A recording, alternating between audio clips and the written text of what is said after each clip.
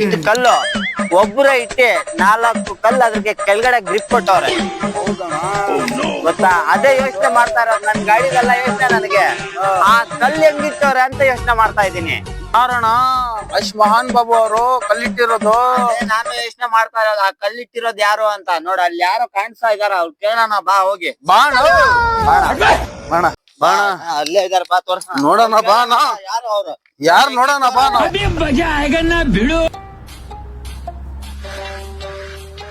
ಬಾ ಗುರು, ಬಾಣ ಕಿಲ್ಲಣ ಬಾಣ. ನೋಡು ಇದೆಲ್ಲ ನೋಡು. ಅಣ್ಣ ನಮಸ್ಕಾರ. ಸಲಾಮ್ ಅಲೈಕುಂ ಭೈ.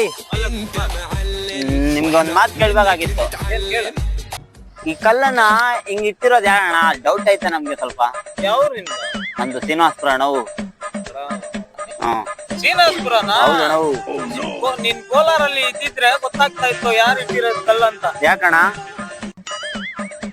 ಯಾರು ಇಟ್ಟಿರೋದು ಇದು? ನಾನೇ. ನೀನಾ? ನೀನ್ ಇಟ್ಟಿರೋದ ಅಣ್ಣ?